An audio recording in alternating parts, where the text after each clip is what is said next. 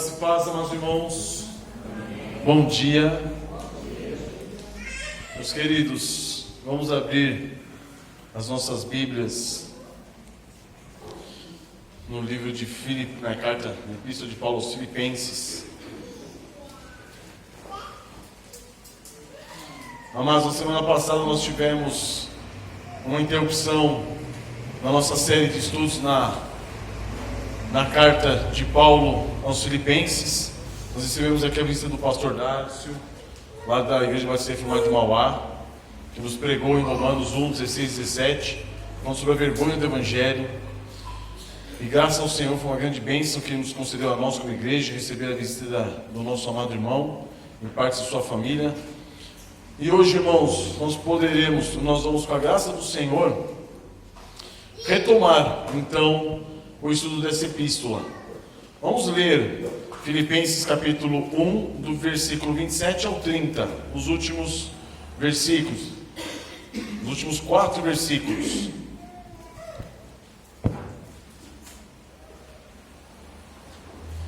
Vivei acima de tudo por modo digno do Evangelho de Cristo, para que, ou indo ver-vos, ou estando ausente, ouçam no tocante a vós outros que estáis firmes em um só espírito, como uma só alma, lutando juntos pela fé evangélica, e que em nada estáis intimidados pelos adversários. Pois, o que é para eles prova evidente de perdição, é para vós outros de salvação.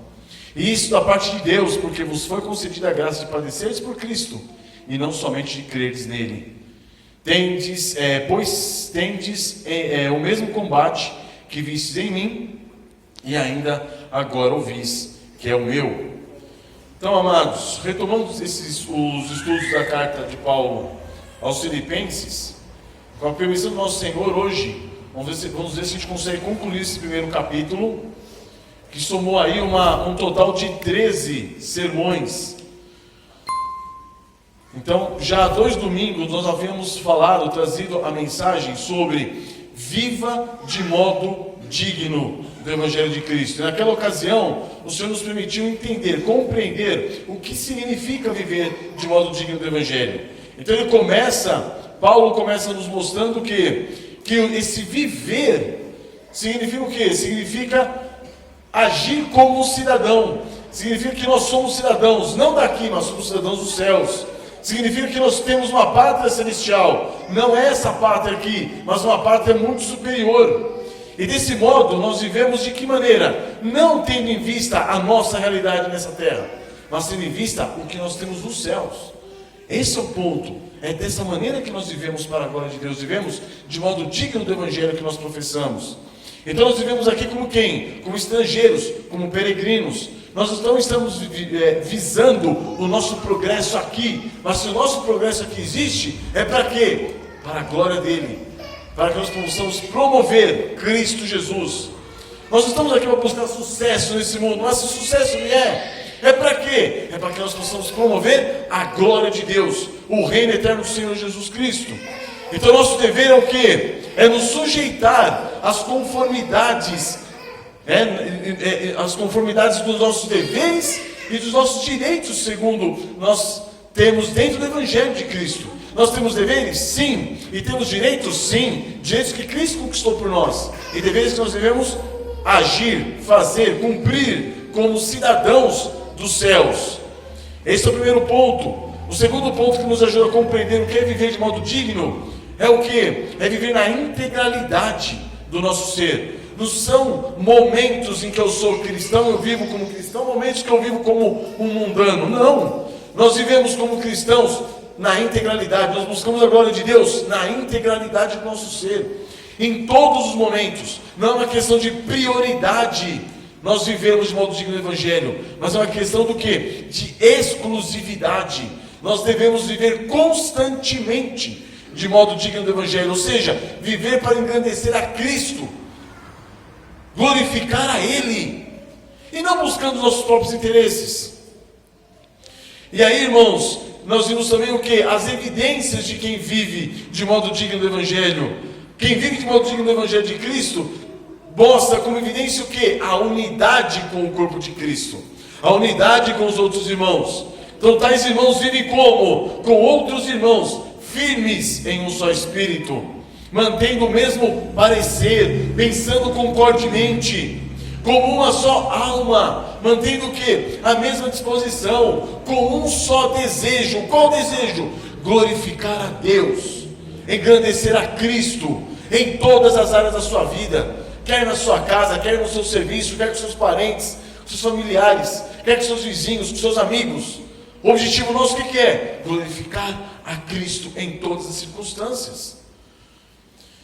E isso, irmãos, sustentando juntamente com a igreja o desejo do que? De lutar juntos pela fé evangélica, em nada intimidados pelos adversários. Então foi isso que nós vimos no último estudo, né, no último domingo, onde nós estudamos a carta aqui aos Filipenses. E hoje, com a graça do Senhor, nós vamos falar sobre as duas graças concedidas a nós.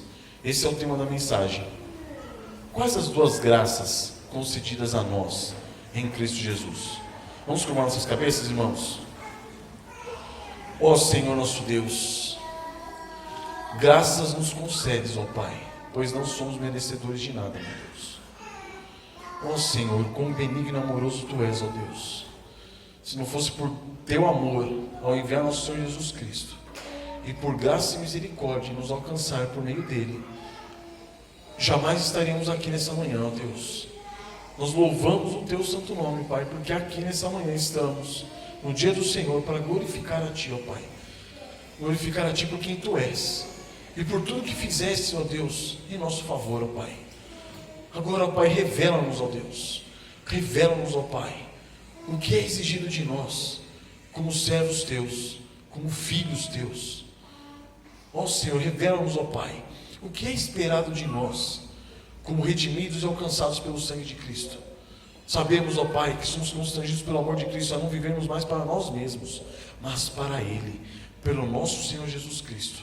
Ajuda-nos nessa manhã, ó Pai, a percebermos, ó Deus, que nenhuma prioridade há em nossa vida, que nenhuma importância há para nada em nossa vida, a não ser glorificar a Cristo Jesus nosso viver, viver para a glória dEle, para o agrado dEle, viver para Ele, ao serviço dEle, do nosso Senhor que nos resgatou e nos libertou, ó Pai, da escravidão do pecado.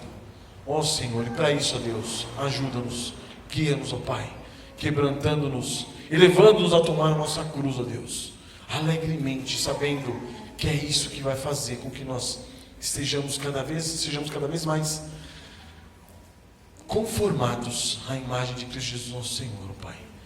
Do mesmo modo como Ele entregou a si mesmo por nós, que entreguemos as nossas vidas pelo nosso Senhor. E do modo como Ele tomou a cruz e seguiu, ó Pai, em obediência e sujeição a Ti, que tomemos a nossa cruz e sigamos em obediência e sujeição a Ele, ó Pai. Em nome do Senhor Jesus nós te agradecemos e pedimos, ó Deus. Amém, Senhor. Então, mas nós já vimos o que é viver de modo digno do Evangelho, irmãos. Nós estamos aqui nessa terra é para engrandecer a Cristo Jesus, o Senhor, é para glorificar a Ele, é para vivermos para Ele, entregarmos nossas vidas a Ele, estarmos dispostos a negarmos a nós mesmos, como o pastor William abriu o culto, a tomarmos a nossa cruz e seguirmos a Cristo, a ponto de falarmos: o viver, o meu viver é Cristo, e o morrer para mim é lucro, em quaisquer circunstâncias da nossa vida. Então as evidências de quem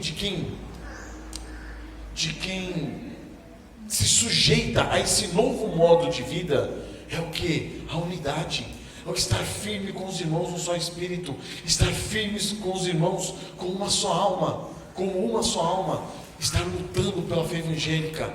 É isso que levaria os filipenses, irmãos, a pararem de lutar entre si mesmos.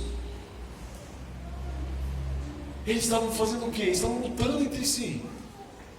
Paulo fala com Evode e Sintique, fala: rogo a vocês, parem de ficar lutando, pensem concordemente, pensem de uma só forma, com um só espírito, com uma só alma.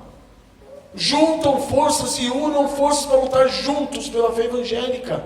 Então, pois essa é a unidade, essa é a realidade nossa como cristãos, irmãos. quando nossos olhares estão, quando o nosso foco, o nosso objetivo é glorificar a Cristo e engrandecê-lo, nós juntamos forças como igreja, na unidade do corpo de Cristo. Para quê? Pela causa de Cristo. E é isso que Paulo está pedindo para os filipenses. Por quê? Porque desse modo e jamais, de modo algum, seriam o quê? Intimidados pelos adversários, pelos inimigos do Evangelho, porque nós temos inimigos, temos adversários. Temos adversários. Como que nós, como cristãos, podemos estar em luta contra nós mesmos, em guerra entre nós mesmos? Se os inimigos estão lá fora, é disso que Paulo está falando.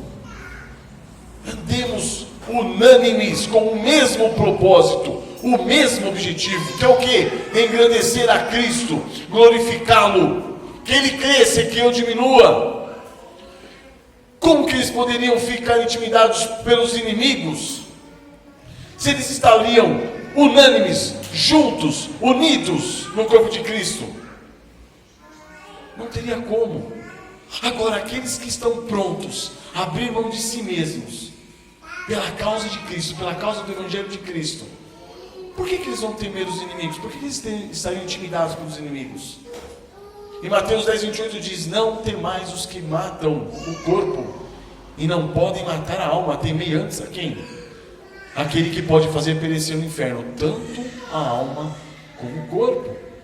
Então, amados, se eles vivessem de modo digno do Evangelho, toda autoridade para dizer, eles teriam toda autoridade para dizer: o viver meu é Cristo e o morrer é lucro. Se eles realmente buscassem engrandecer a Cristo Jesus em seus corpos, irmãos, quer pela vida ou quer pela morte, se eles realmente, irmãos, buscassem glorificar a Cristo sobre todas as coisas, como que eles seriam intimidados pelos adversários? Os adversários do Evangelho de Cristo. Irmãos, quer fossem judeus, quer fossem romanos, quer fossem os próprios irmãos entre eles, ou aqueles que se diziam irmãos e eram inimigos da cruz de Cristo, não importa, ninguém poderia intimidá-los, se eles estivessem o quê? Realmente vivendo de modo digno do Evangelho. Amados, essa é a situação, é isso que Paulo está chamando aqueles homens e mulheres. No versículo 30 nós lemos: pois tendes o mesmo combate que vistes em mim. O que Paulo está falando? O meu viver é Cristo, e o morrer para mim é lucro. Se vocês estiverem dispostos a viver dessa maneira, vocês serão unidos a mim. Estaremos juntos nesse mesmo combate. Pois tendes o mesmo combate que vistes em mim. O combate que está disponível para vocês é o mesmo que vocês estão vendo em mim. Eu estou combatendo esse combate. Eu estou preso em cadeias por causa do Evangelho de Cristo. Combatam comigo, estejam comigo. Paulo está falando com quem? Com pessoas regeneradas. Paulo está chamando eles à sanidade espiritual e convocando eles para batalharem juntos com Paulo. E por que, irmãos? Porque Paulo, sim, está vivendo o Evangelho de Cristo, está vivendo de modo digno do Evangelho de Cristo, sem se importar consigo mesmo, disposto ao quê? A engrandecer a Cristo, quer pela vida, quer pela morte. Então, amados, vamos ler novamente o versículo 28 e 29. Pois o que é para eles prova evidente de perdição, é para vós outros de salvação.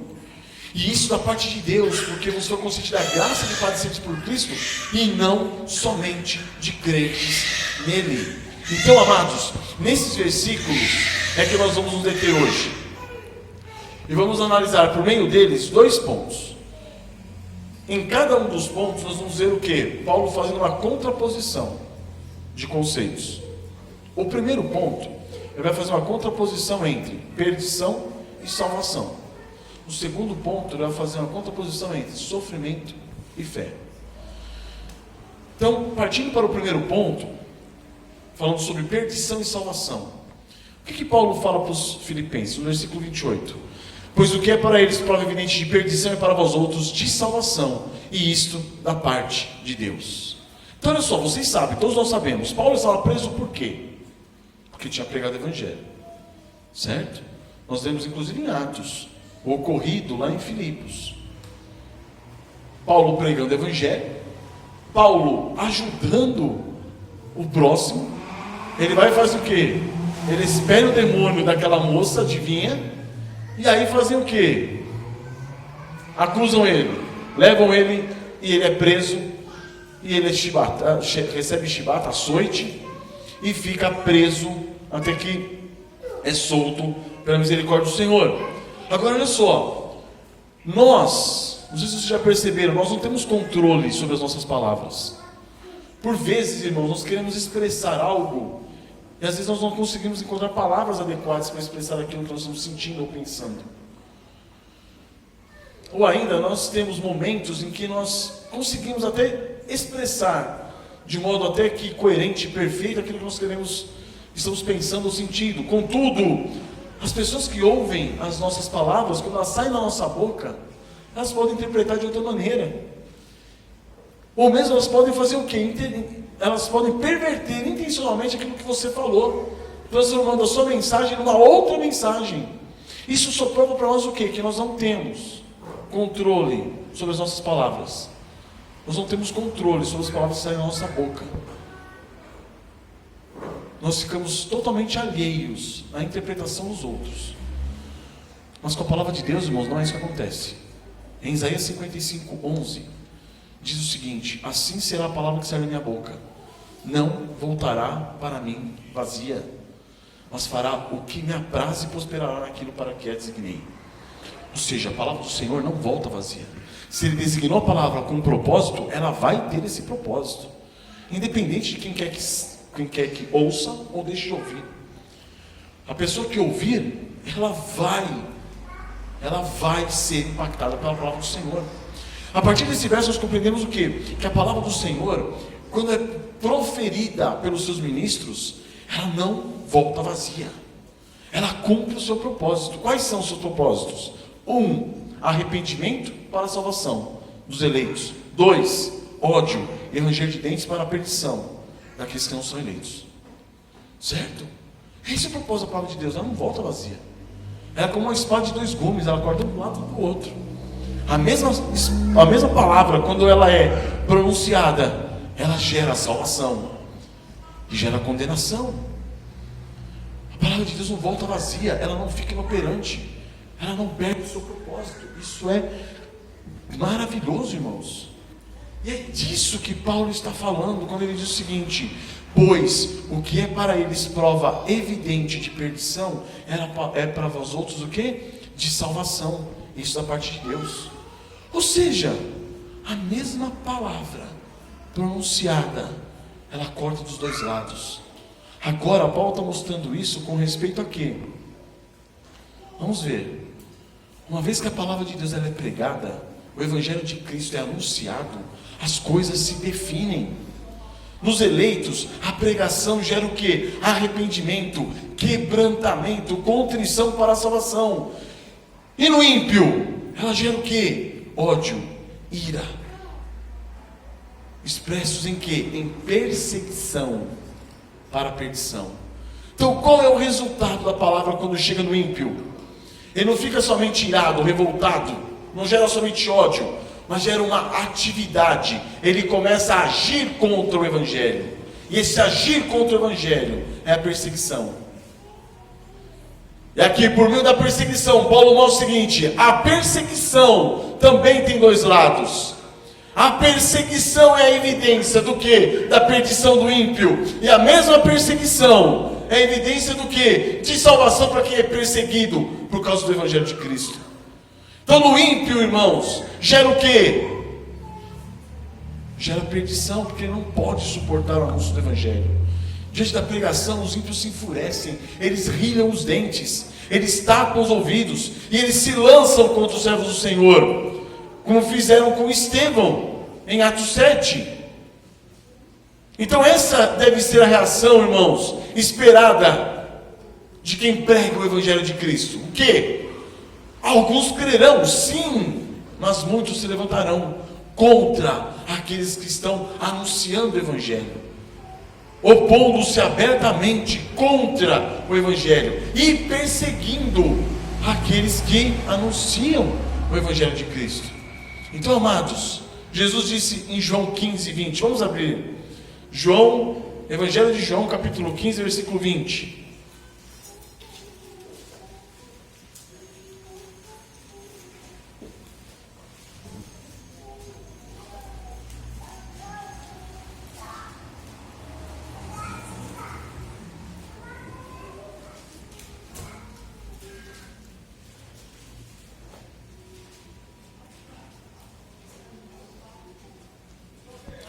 Evangelho de João, capítulo 15, versículo 20. Lembrai-vos da palavra que eu vos disse.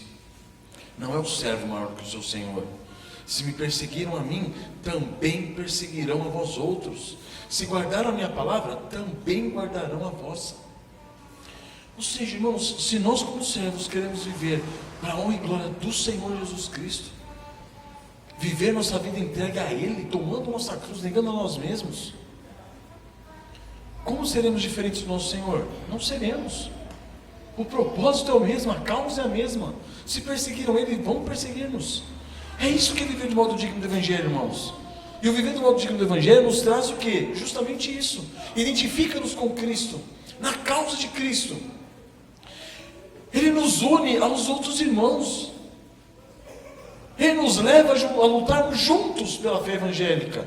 É desse modo que oposição alguma poderá o quê? Nos desanimar. Nada poderá nos desanimar. Adversário algum poderá nos intimidar. Perseguição alguma poderá nos acovardar, irmãos. Nada. Pois importa o quê? Que Ele cresça e que eu diminua. E não é isso, irmãos. Ou temos nos importado conosco mesmo? Quer vivamos, irmãos, ou morramos, queremos nós hoje mais que o Senhor Jesus Cristo seja engrandecido e que nós diminuamos? Deveria ser assim, irmãos. Nós somos chamados a isso. Paulo está chamando Filipenses a isso. Ele está chamando a nós para isso. É dessa maneira que nós percebemos o quê? Se no texto a unidade do corpo de Cristo é evidência de que estamos vivendo de modo digno do Evangelho de Cristo, a perseguição é a consequência de uma vida vivida de modo digno do Evangelho de Cristo. Estão percebendo? Então nós temos aqui uma evidência que é a unidade. Você está vivendo de modo digno do Evangelho de Cristo? Você está em unidade com a igreja, com os irmãos que estão vivendo do mesmo modo, no mesmo propósito. Você está vivendo de modo digno do Evangelho de Cristo? A consequência é o quê? Perseguição dos adversários. É a unidade com o corpo de Cristo e perseguição dos adversários. Essa é a realidade de quem vive de modo digno do Evangelho de Cristo. É isso que Paulo está mostrando aqui. É dentro dessa perspectiva da perseguição, irmãos, que nós passamos a entender o quê? Que a perseguição, ela é apenas a prova, a evidência, a comprovação, a confirmação do quê? Da perdição dos adversários do Evangelho de Cristo. Mas também é a prova, a evidência, a confirmação, a comprovação de quê? Da salvação dos eleitos, daqueles que estão sendo perseguidos, daqueles que estão lutando em prol do Evangelho de Cristo. A perseguição tem esse caráter, irmãos. Ela é a evidência segura do quê? Da perdição dos perseguidores. É a evidência segura da salvação daqueles que estão sendo perseguidos por Cristo Jesus. Agora nós corremos um risco aqui de pensarmos o quê?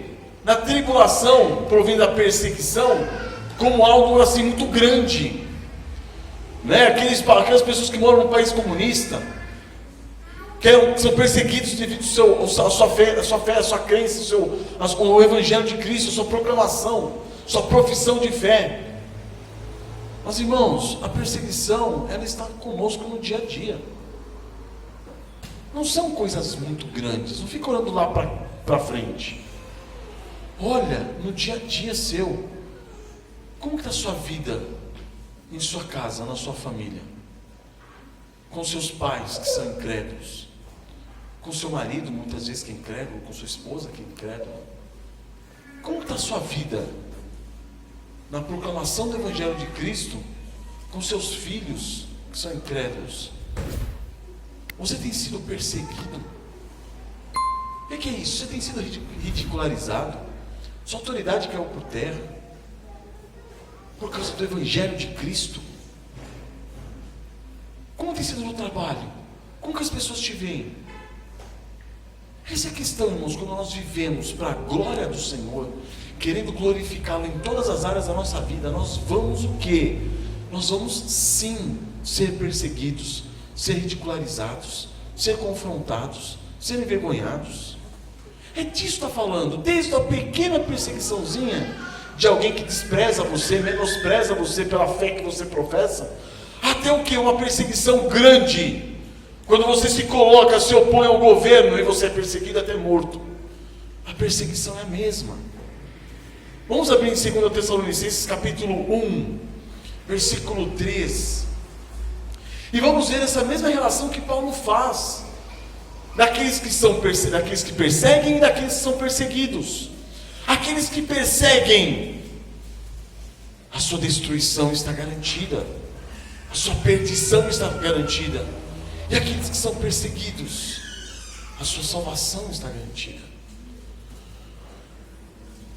2 Tessalonicenses capítulo 1, versículo 3. Irmãos, cumpre-nos dar sempre graças a Deus no tocante a vós outros, como é justo, pois a vossa fé cresce sobremaneira e o vosso mútuo amor de uns para com os outros vai aumentando. Olha o que Paulo está falando aqui, que interessante. A sua fé está crescendo e com isso, consequentemente, o amor mútuo entre vocês está crescendo. Estão percebendo? Quando nós estamos vivendo uma vida digna do Evangelho de Cristo, o amor entre os irmãos cresce. 4. A tal ponto que nós mesmos nos gloriamos de vós nas igrejas de Cristo. O que Paulo está falando? Nós nos orgulhamos de vocês. Vocês são a nossa glória, o nosso prazer. E falamos de vocês nas demais igrejas de Cristo Jesus. À vista do que? Da vossa constância e fé em todas as vossas perseguições e nas tribulações que suportais. Eles mantêm o que? A constância e a fé. No que? Nas perseguições, nas tribulações que estão suportando. Por quê? Olha o que Paulo vai falar agora. Sinal evidente. Que interessante. Ele coloca as perseguições e as tribulações como um sinal evidente. Sinal evidente do quê? Do reto juízo de Deus, para que sejais considerados dignos do reino de Deus, pelo qual, com efeito, estáis sofrendo. Então, esse sinal evidente do quê? Do juízo de Deus. Vocês vão ser considerados dignos do reino de Deus, pelo qual, com efeito, vocês estão o quê? Sofrendo. Agora no 6, e se de fato é justo para com Deus, que Ele dê em paga tribulação aos que vos atribulam, e a vós outros que sois atribulados, alívio juntamente conosco, quando do céu se manifestar o Senhor Jesus com os anjos do seu poder. Então está mostrando que aqui, na proclamação do Evangelho, vocês serão perseguidos. Aqueles que vos perseguem serão o que? Atribulados. Aqui não está falando de uma relação somente temporal, mas eterna, irmãos. A perdição é para aqueles que estão o quê? Se opondo ao Evangelho de Cristo. Porque quem se opõe, aquele que prega o Evangelho, se opõe diretamente a Cristo. Não foi isso que aconteceu com Paulo, quando Jesus dá a visão a ele, e ele vê aquela luz, e Jesus fala: por que, Paulo? Saulo, Saulo, por que me persegues? Quem persegue o cristão persegue a Cristo. Então, amados, para quem vive de modo digno do Evangelho de nosso Senhor Jesus Cristo, irmãos, a perseguição, ela é uma consequência inevitável. Porque se você começar a evitar a perseguição, você está começando a evitar a quem? Cristo. Você não está vivendo de modo digno do Evangelho de Cristo.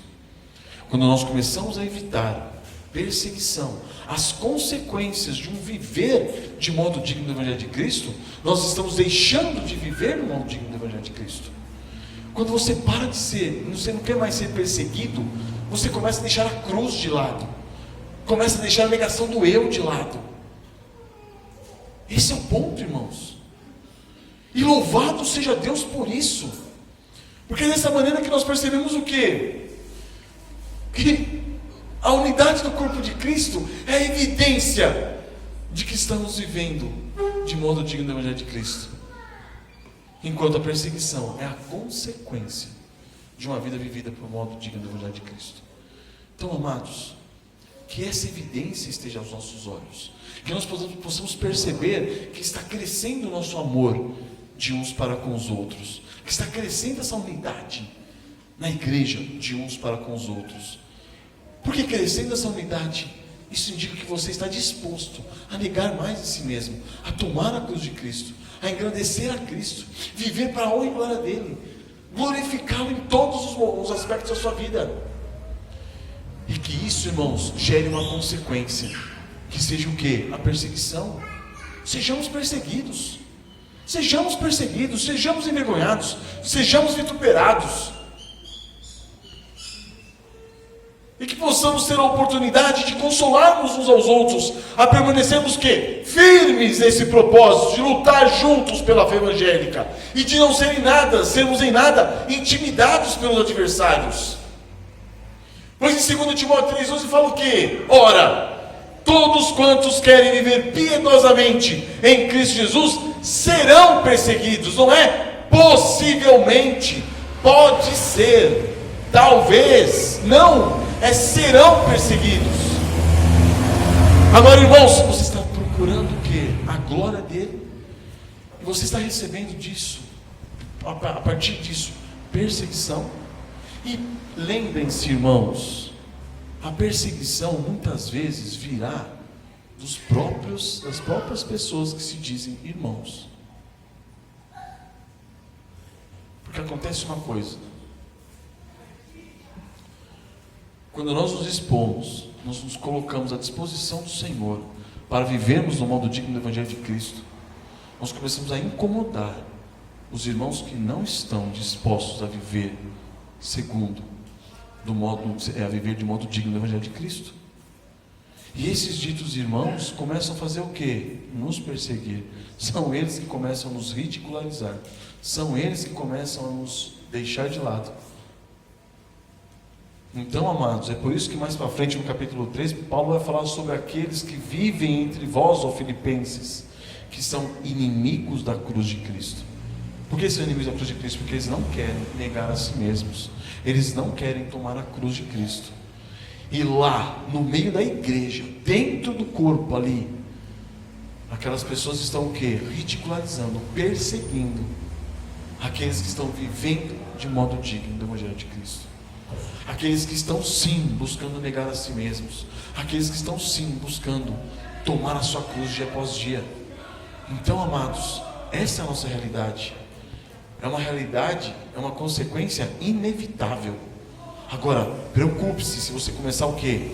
A fugir dessa consequência, a negar essa consequência. Preocupe-se. Por quê? Porque essa consequência inevitável não pode ser, irmãos, não pode ser vista com pesar, com receio, com temor, mas ela deve ser encarada com o quê? Com alegria, com regozijo, porque é isso que mostra que nós estamos sendo identificados com Cristo. Nós não falamos tanto, Senhor, me conforme à imagem de Cristo. Não existe conformidade com a imagem de Cristo se você não estiver disposto a sofrer as consequências de viver de modo digno do Evangelho de Cristo. Não tem como.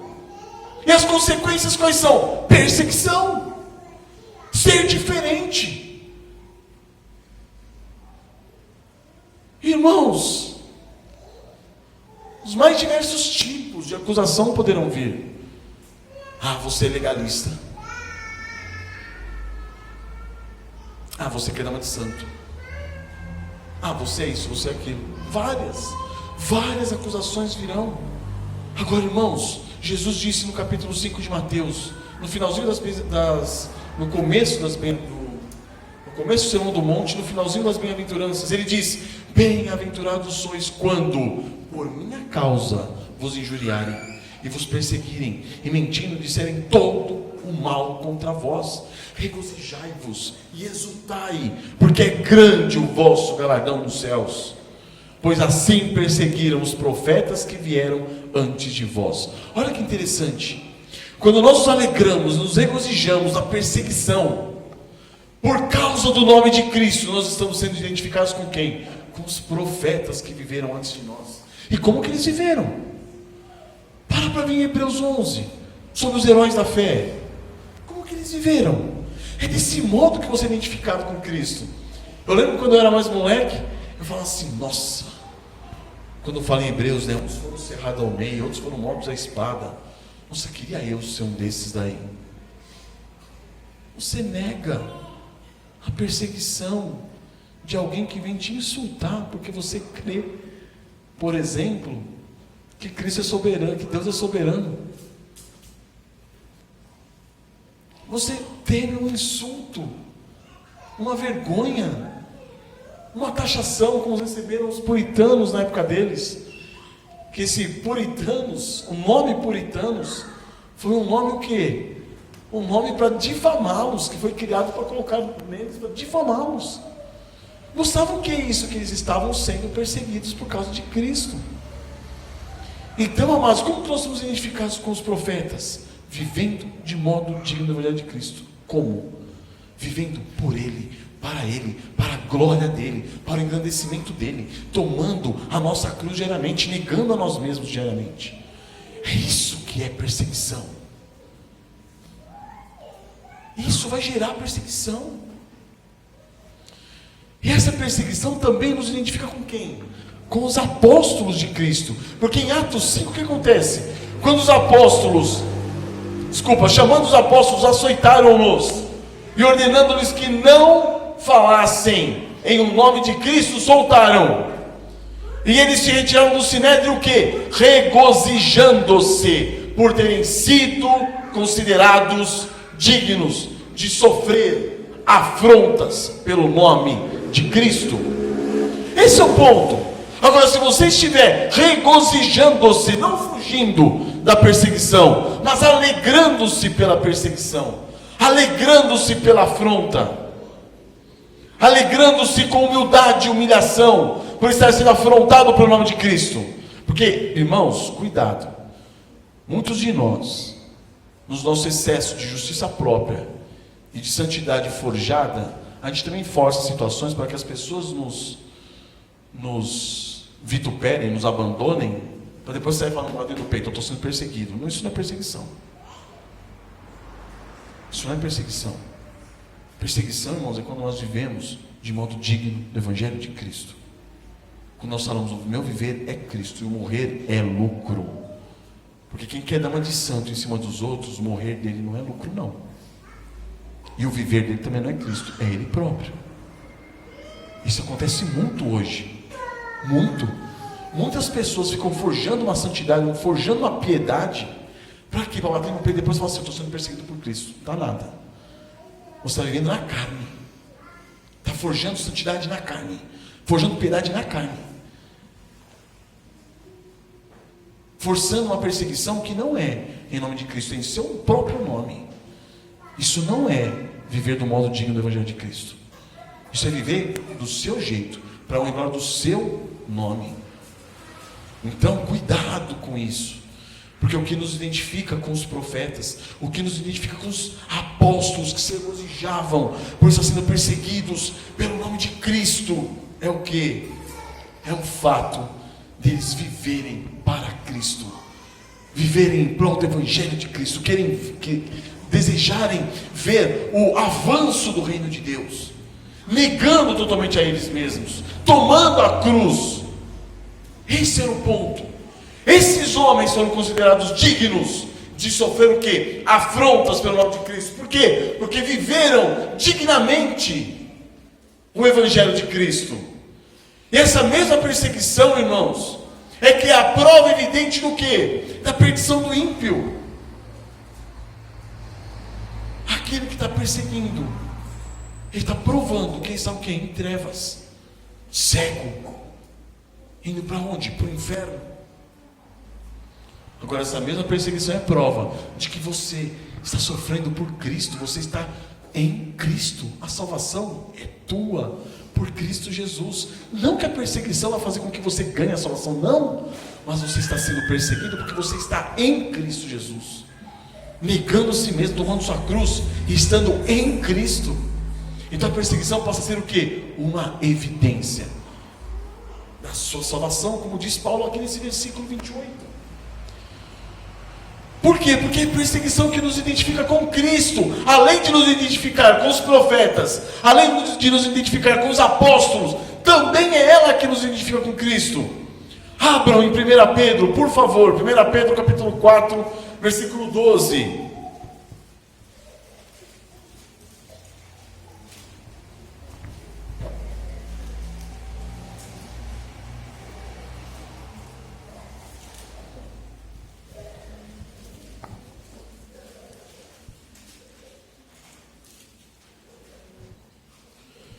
1 Pedro 4,12, nós temos lido bastante esses versículos, irmãos. Amados, não estranheis o fogo ardente que surge no meio de vós, destinado a provar-vos, como se alguma coisa extraordinária vos estivesse acontecendo. Pelo contrário, alegrai-vos na medida que sois co-participantes dos sofrimentos de Cristo. Irmãos, isso nos identifica com o Senhor Jesus Cristo. Do mesmo modo como os profetas foram perseguidos, em Cristo somos identificados com os profetas.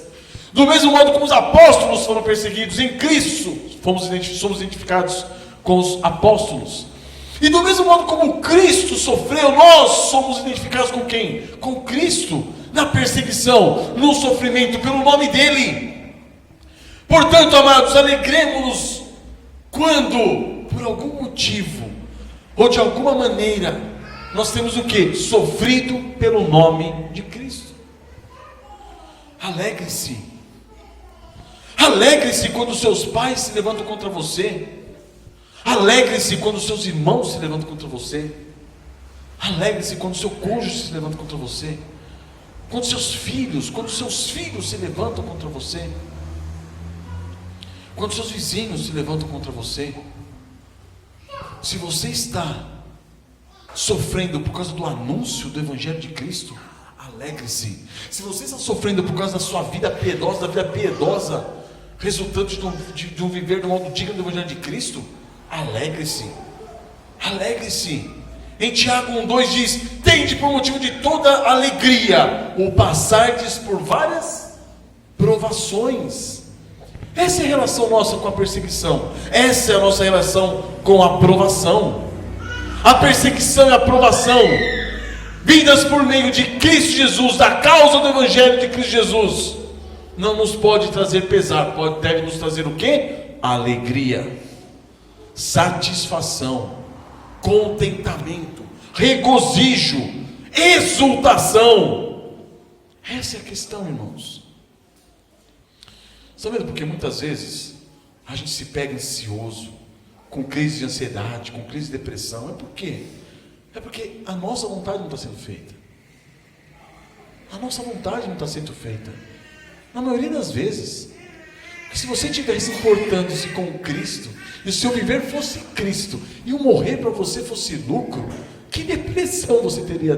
Não tem lugar para depressão. Não tem lugar para crise de ansiedade. Não tem lugar para isso. Quando estamos vivendo para a honra e glória do Senhor, a nossa vida totalmente focada e centralizada nele, centrada nele. Irmãos, o que vier é lucro, porque merecíamos o que? O inferno. O que vier é lucro. E aí, irmãos, nós entramos no segundo ponto, que é o sofrimento versus a fé. Paulo vai mostrar agora dois conceitos contrapostos, também, sofrimento e fé. No versículo 29 ele diz: porque vos foi concedida a graça de padecerdes por Cristo, e não somente de crerdes nele. E olha que interessante isso, irmãos. Porque até aqui nós vimos o quê?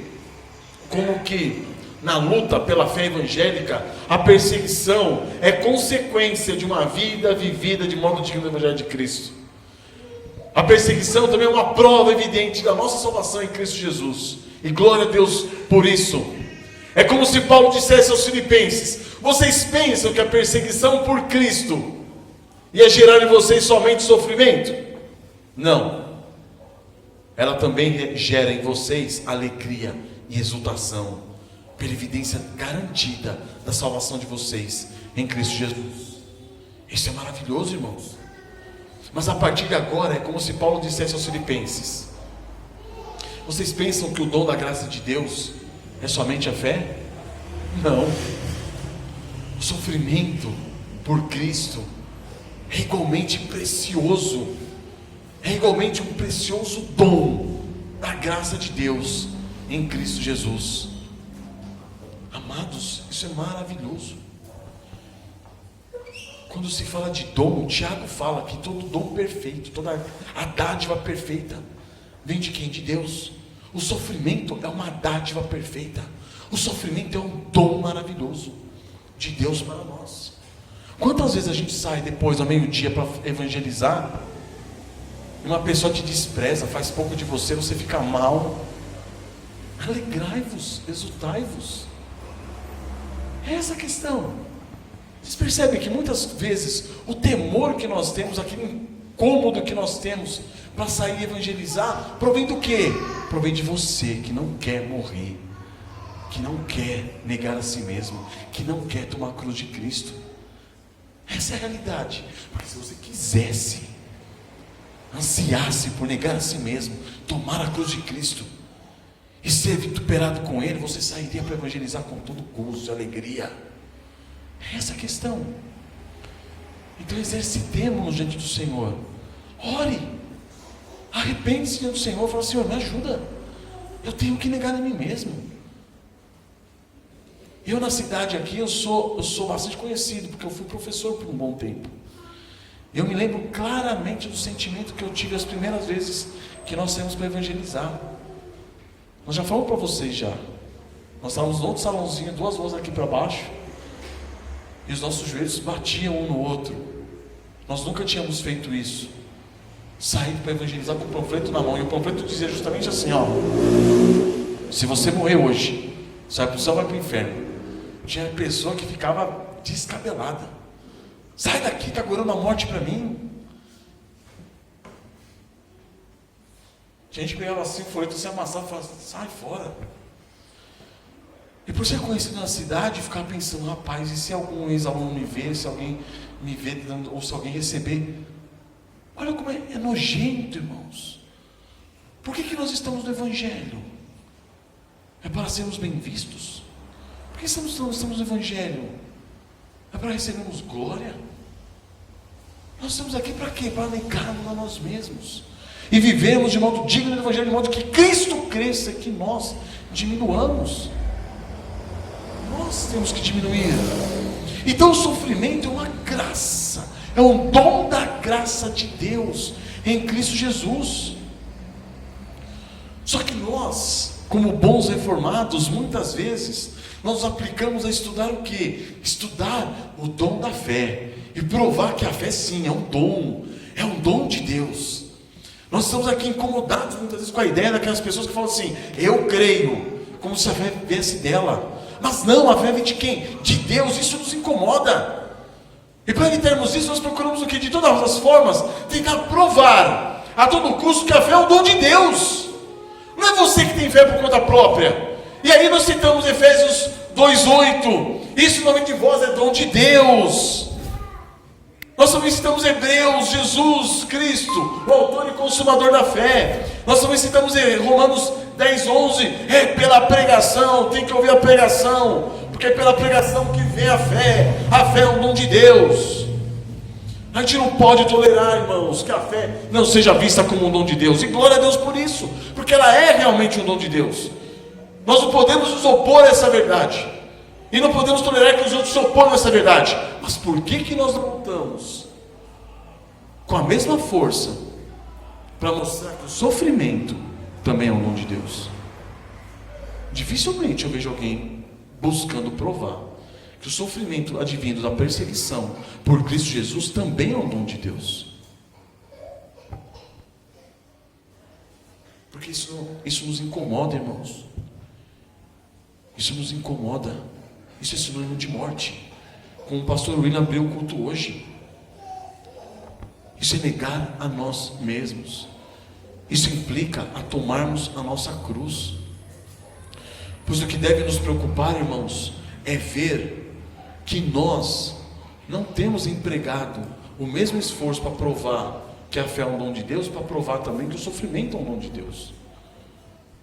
E isso tem feito com que nós muitas vezes fujamos do sofrimento, fujamos da perseguição, fujamos do vitupério de Cristo e não aceitemos Ele como um dom da graça de Deus, um dom. As provações estão vindo para você por causa do Evangelho de Cristo, os apertos estão vindo para você por causa do Evangelho de Cristo. O perigo, o sofrimento, as privações, as perdas, as perseguições, a opressão, a violência, se elas estão vindo sobre você por causa do Evangelho de Cristo, alegre-se, alegre-se. Isso é uma graça de Deus para você, porque é por meio disso que Deus vai te fazer o quê? Mais parecido com Cristo. Você está sendo identificado com Cristo. Estão percebendo? É isso que Paulo diz aqui, irmãos. Ele está dizendo o seguinte: não pensem que a fé em Cristo Jesus foi a única graça concedida a vocês. Não foi. Padecer por Cristo também é uma graça, e também foi concedida a vocês. Em 1 Pedro 2,19 diz, vamos abrir juntos, abram comigo. 1 Pedro capítulo 2, verso 19.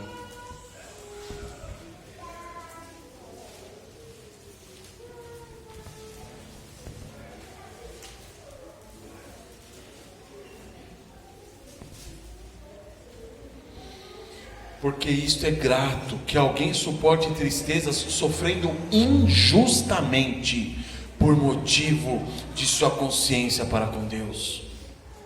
Isso é grato diante de quem? Diante de Deus. Que vocês suportem tristezas sofrendo injustamente, por motivo de sua consciência para com Deus. Ou seja, viver do modo digno do Evangelho de Cristo vai levar-nos a sofrer, e a sofrer injustiças. Irmãos, não tem algo mais pesado para nós, do que para nós que somos justos aos nossos próprios olhos, para nós que muitas vezes alimentamos a nossa justiça própria. Não há nada mais pesado do que você sofrer injustamente. É um peso muito grande, porque é morte, irmãos. Isso é morte. Nós temos um conceito católico muitas vezes em nossas mentes, de que a cruz é o sofrimento qualquer da vida. Não é isso.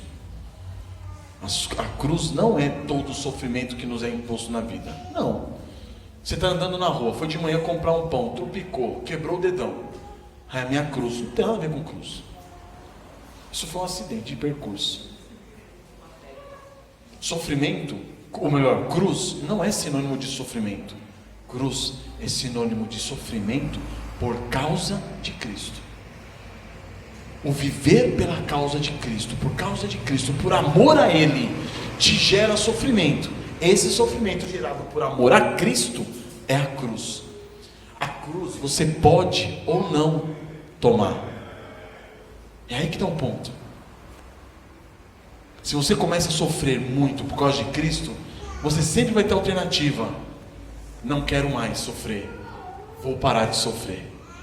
Você sempre vai ter a alternativa: deixa a cruz de lado, eu quero agora tocar minha vida. Sempre vai ser assim. Sempre. O sofrimento pela causa de Cristo, irmãos, ele é opcional. Você opta por levar a cruz ou não levar a cruz. É essa a questão. Você opta por negar a si mesmo ou não negar a si mesmo. Não é algo imposto a você. Agora é grato que suportemos tristeza, sofrendo injustamente, por motivo da nossa consciência para com Deus. Continuando aqui em 1 Pedro 2,19. Pois que glória há, se pecando e sendo esbofeteados por isso suportais com paciência. Que glória existe se você pecando e recebendo as consequências do seu pecado, você suporta com paciência? Não há glória nenhuma nisso. Agora, glória há no quê? Quando praticais, se entretanto, quando praticais o bem, sois igualmente afligidos e o suportais com paciência, isto é grato a Deus. Se você praticando o bem, amando, buscando o benefício do próximo, buscando glorificar a Cristo, você é igualmente afligido e suporta com paciência, isso é grato ao Senhor.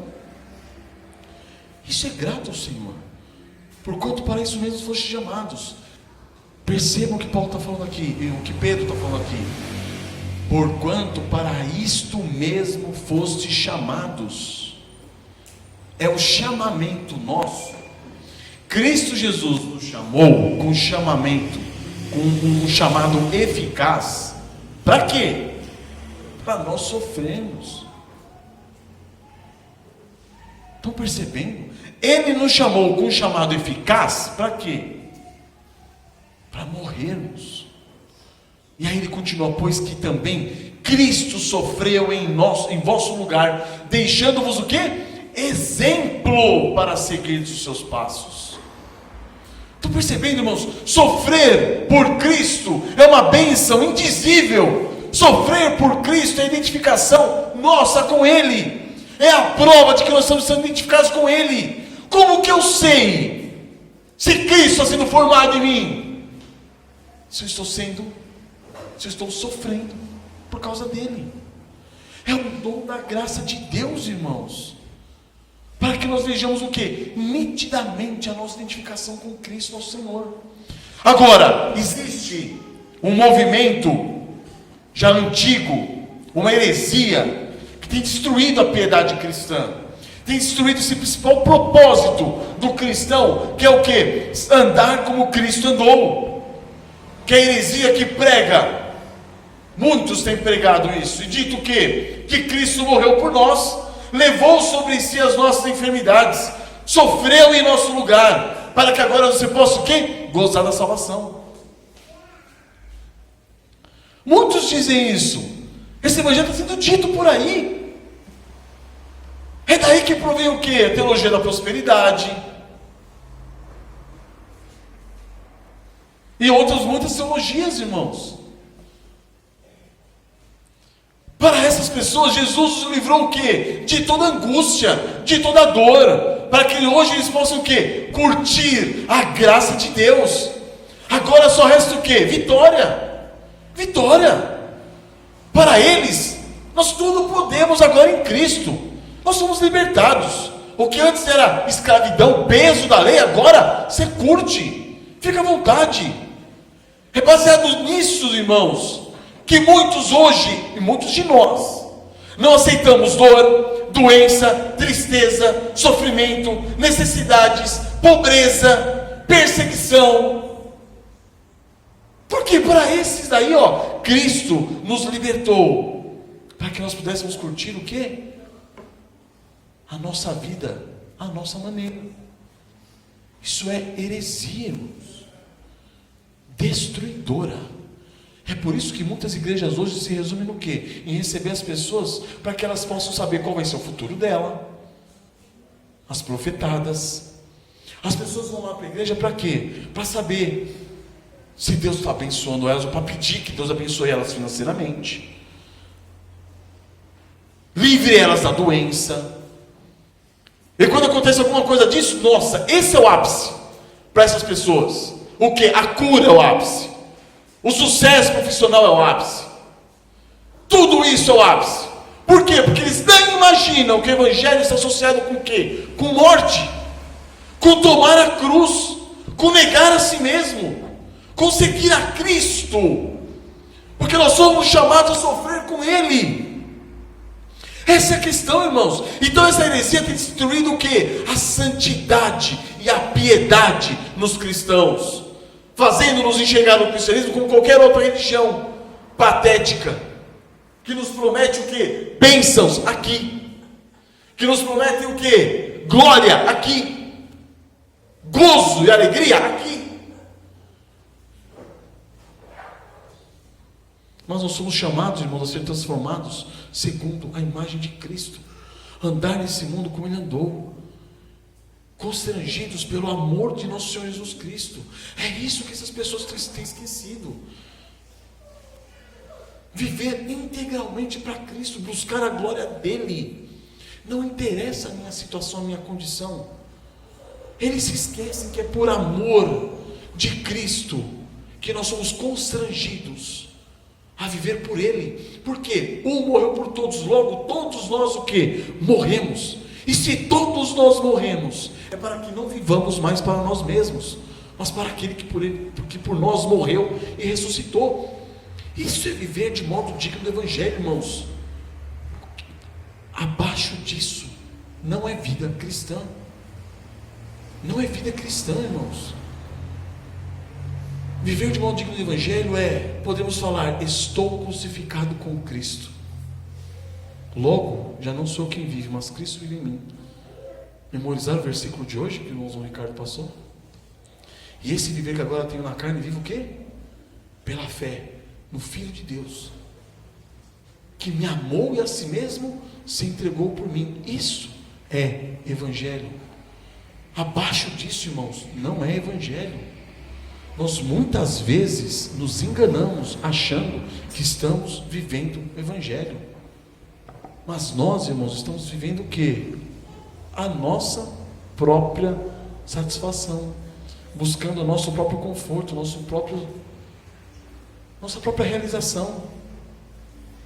Tratamos a igreja, a comunhão com os irmãos, como nada. Eu estou com dor de barriga hoje eu não vou à igreja não. Eu não estou bem, sabe? O irmão está precisando lá de mim, mas sem condições, eu não estou legal hoje não. Você vive só em torno de você mesmo. Só em torno de você mesmo.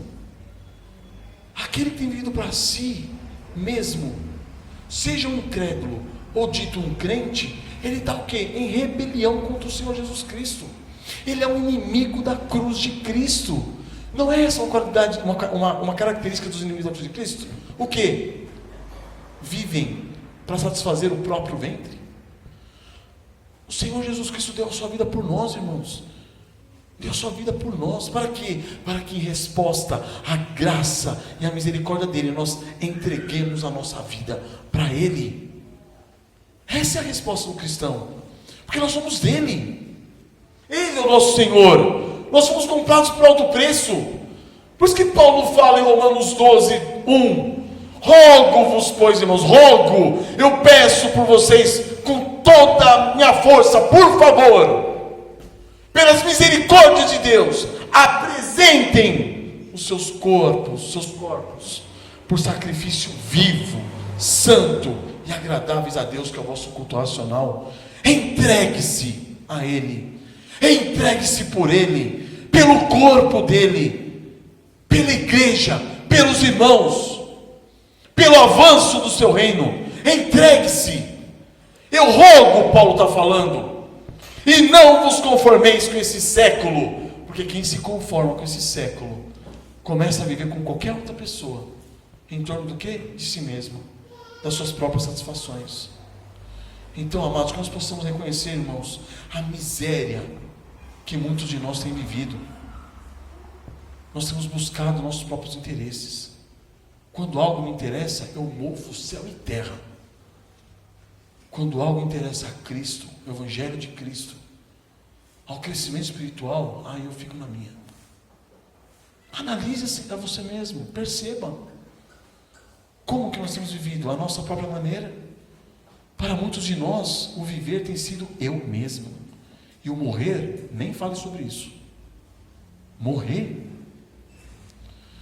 Por quê? Porque nós não temos morrido diariamente. Nós não temos. Nós temos buscado o engrandecimento do nosso próprio ser. O nosso cristianismo tem se resumido ao quê? A ir à igreja uma vez por semana, e olhe lá. quando dá certo, quando isso não me atrapalha, quando isso não me incomoda. Nós não temos promovido a unidade do corpo de Cristo, irmãos. Por isso não estamos o quê? Firmes num só espírito. Não estamos como uma só alma. Não estamos lutando juntos pela fé evangélica.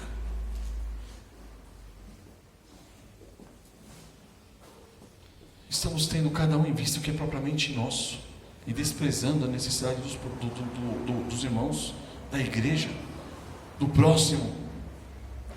Por isso, irmãos, nós temos sido tão intimidados pelos adversários do evangelho. Por isso tem feito com que se torne pesado para nós o sofrimento e a perseguição. Temos evitado o confronto, temos fugido da perseguição e do sofrimento. E ainda quando tentamos enfrentá-los, enfrentamos murmurando, reclamando, sendo que a perseguição e o sofrimento, ou melhor, o sofrimento por vindo da perseguição, deve o quê? Nos regozijar, nos levar à exultação, à glória, à alegria, por estarmos sofrendo pelo nome de Cristo Jesus.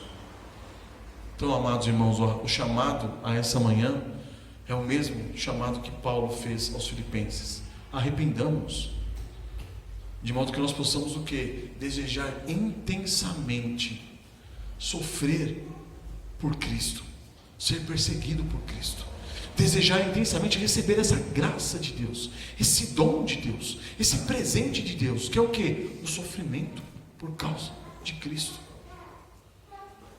Que nós possamos crescer na graça do sofrimento e no conhecimento de nosso Senhor Jesus Cristo. Para com Paulo nós podemos afirmar o quê? Em Filipenses, aqui mesmo em Filipenses, irmãos, capítulo 10, versículo 11. Filipenses 3, 10 e 11. Desculpa, eu não falei o capítulo, falei os versículos. Filipenses 3, verso 10 e 11. Vamos pegar do 9? Não, vamos pegar do 8. Tem tudo a ver aqui. Sim, deveras considero tudo como perda. Paulo está falando, tudo que eu tenho na vida, tudo é perda. Perdi tudo. Por causa do quê? Da sublimidade do conhecimento de Cristo Jesus, meu Senhor. Estão vendo como tem tudo a ver? Está ligado completamente com o capítulo 1, em que Paulo fala, para mim viver é Cristo e morrer é lucro. Ou seja, tudo que eu tenho fora Cristo é perda, é lixo, é esterco. Considero tudo como perda por causa da sublimidade do conhecimento de Cristo Jesus, meu Senhor, por amor no qual perdi todas as coisas, considero como refúgio. Para quê? Para ganhar a Cristo. Está me impedindo de ganhar a Cristo? Joga fora. Está me impedindo de ganhar a Cristo? É lixo, é esterco.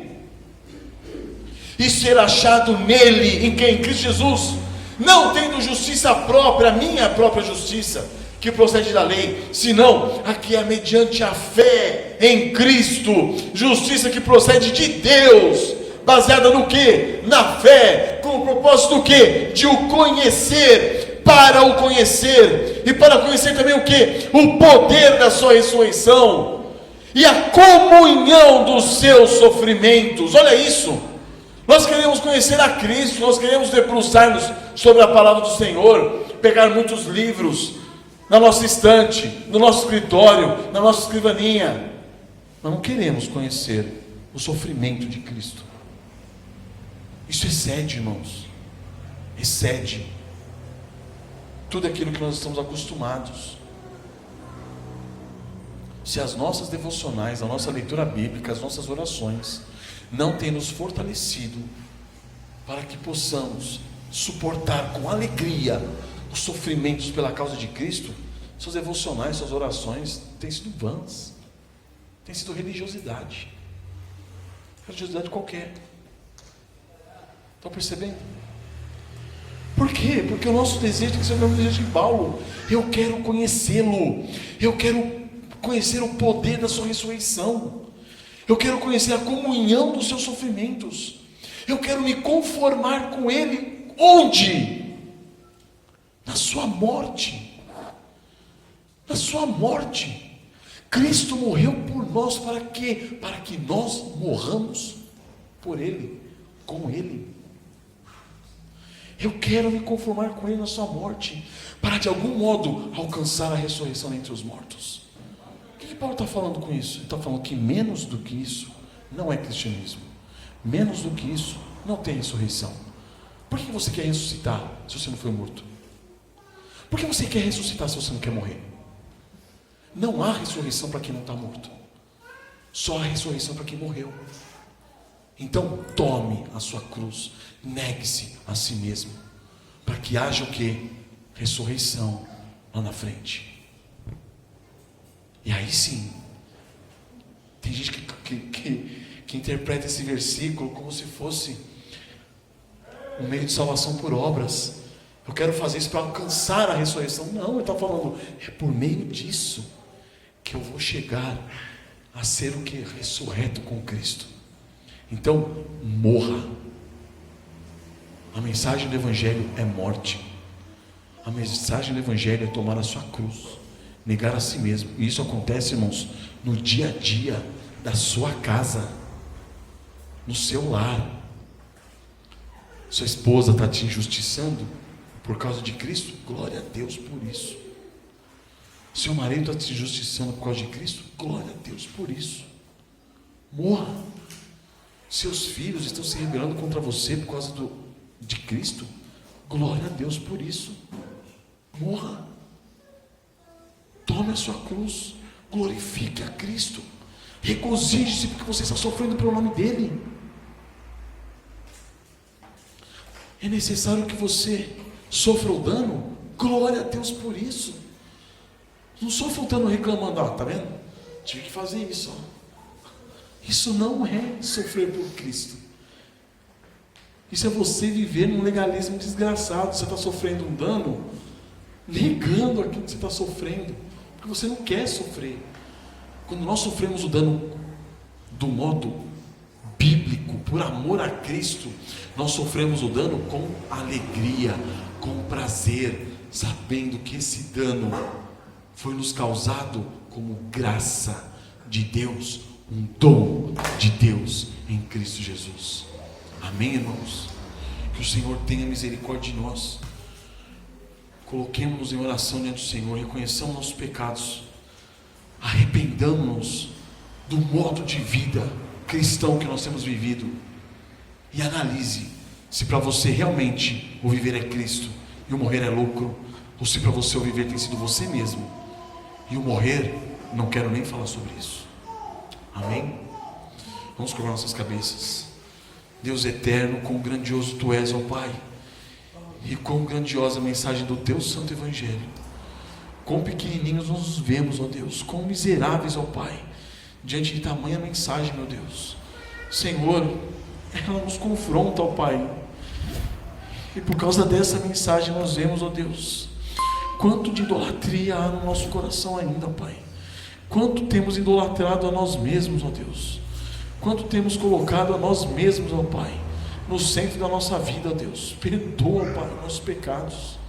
Ó Senhor, quebranta-nos e humilha-nos, ó Pai, para que vivamos uma vida quebrantada, uma vida humilhada na Tua presença, ó Deus. Sabendo, ó Pai, que nosso viver não é nós mesmos, ó Deus. Nós não estamos aqui para buscar o nosso conforto, a nossa alegria, a nossa satisfação, o nosso prazer.